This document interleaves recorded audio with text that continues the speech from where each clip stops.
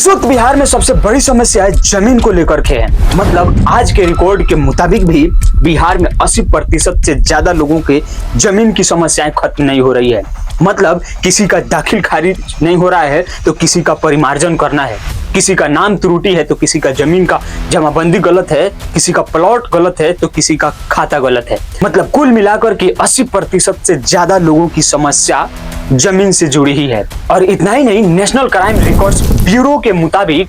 आज के टाइम में बिहार में जितनी भी हत्याएं होती है, चाहे वो किसी भी प्रकार की हो, उनमें से 65% हत्या सिर्फ जमीन के मामले में ही होती है। अब इन सबके पीछे सरकार के कर्मचारियों से लेकर के अधिकारियों तक का भ्रष्टाचार फैला हुआ है। अभी हाल ही में पटना के वैशाली में एक ऐसा कर्मचारी दबोचा गया जो कि किसी व्यक्ति से 5,000 रुपए रिश्वत के रूप में जमीन का दाखिल खारिज और परिमार्जन के बदले ले रहा था। घूसखोर राजस्व कर्मचारी राजेश रोशन का ये पेशा बन गया था कि लोगों से उनके जमीन के दाखिल खारिज के बदले में या फिर परिमार्जन के बदले में वह चुपके से पैसे लेता था। इसी तरह जब एक व्यक्ति ने उसके पास दाखिल खारिज और परिमार्जन के संबंध में जाकर के आवेदन लिखता है तो फिर वो साइड से आकर के उसे पैसे मतलब रिश्वत की मांग करता है। व्यक्ति सीधे निगरानी टीम में जाकर के कंप्लेन करता है और फिर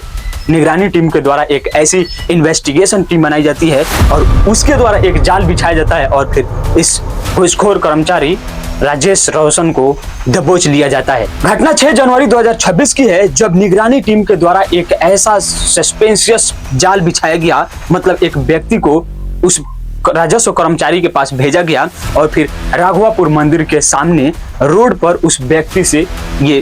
कर्मचारी पैसे लेते हुए पकड़ा गया और फिर उसे आगे की कार्रवाई के लिए प्रेषित कर दिया गया। दोस्त, बिहार में सिर्फ ये एक ही समस्या नहीं है, बल्कि हर रोज बिहार के लगभग सारे जिलों में, बिहार के सारे प्रखंड में, अंचल में जितने भी राजस्व कर्मचारी है,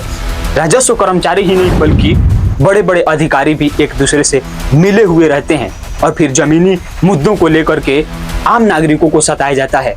जमीन के दाखिल खारिज के रूप में, जमीन के परिमार्जन करने के रूप में या फिर जमीन से संबंधित किसी भी तरह की जमाबंदी सुधार करने में